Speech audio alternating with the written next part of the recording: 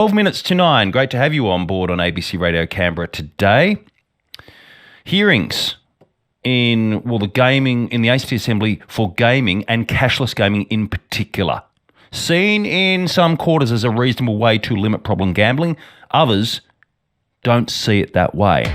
This is ABC Canberra with Adam Shirley. Text 0467 922 666 or call 1300 681 666. By the way, this little bitty song quiz, do you know that tune? 1300 681 666. Craig Shannon is the CEO of ClubsACT. Mr. Shannon, thank you for your time this morning. It is an important set of hearings in the Assembly to discuss these ways to curb problem gambling.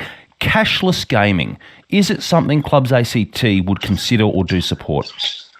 Good morning, Adam. It is something that we would consider. In fact, we went to the Minister over 2 years ago seeking to be part of a trial on cashless gaming, similar to what New South Wales is going through at the moment. Yep.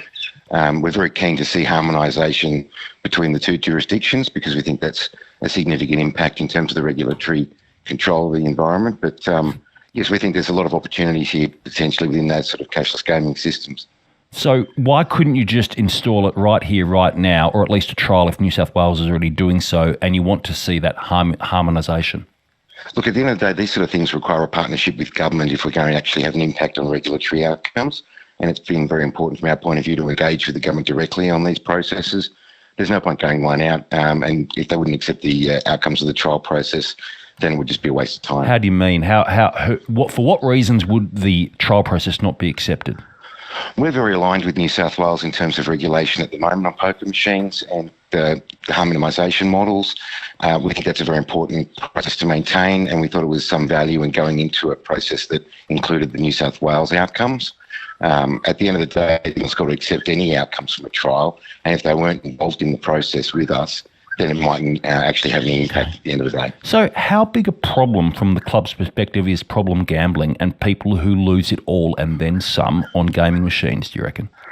The ACT had a report, I think in 2019, that estimated the population of clinically defined problem gamblers is around the 3,000 mark. It's actually, Canberra's got a good story to tell on the impacts we've had in terms of harm minimisation, but it's really about staying ahead of the technology trends and see how we can best utilise those to achieve harm minimisation outcomes. So can gaming on a wide scale exist without many problems and many lives being plunged under? I just wonder whether there is a tension or an impossibility for the two to coexist. Maybe you have a strong view against it. I wonder what that is, Mr. Shannon. No, we don't have a strong view against it. Our industry is very committed to harm minimisation outcomes. But at the end of the day, particularly with individuals with these sort of gambling addictions, they are part of often a suite of problems the individual may be dealing with. And generally speaking, we've seen an explosion in recent years in online wagering as compared to particularly poker machine use in the ACT. And that's certainly an regulated and in the dark sort of way of gambling, people sitting in their homes on their phones doing that sort of wagering, and that can lead to a much greater suite of problems for individuals. Craig Shannon is our guest CEO of ClubsACT. In any sort of trial, Craig Shannon, of cashless gaming, should there be mandatory pre-commitment, a limit level to a whole establishment, not just a machine? Because these are other measures associated with cashless gaming which have been raised as needing to be considered. We don't support the view that mandatory limits actually achieve great outcomes. The trials in New South Wales allow the individuals to set weekly, monthly and time-limited limits for themselves. We're certainly very keen on empowering the individual patrons to have capacity to control their own in venue if they do have a problem with gambling. Mr. Shannon, I'll get you to take one step to the left or right. It's just that mobile reception's jumping in or out. Just picking up on that secondary point you're making, why shouldn't the clubs, if they know there are individuals who have problems, have a set limit and not just leave it in the hands of the people who are addicted? Look, at the end of the day, but people will evade one form of gambling type potentially to go to another form of gambling type where they're less regulated.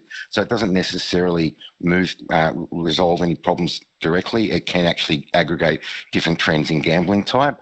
our view is certainly that Canberra's got a very educated population and a lot of strong-willed individuals here who are very capable of controlling their own expenditures if they're given the opportunity to do so. And then we also provide pathways to intervention in venues for patrons. We will see what yourself and other groups have to say at the hearings. It is an important topic, obviously, within the ACT. Thank you for your time today. Thank you, Adam. Have a good day. Craig Shannon is the CEO of Clubs ACT, and your comments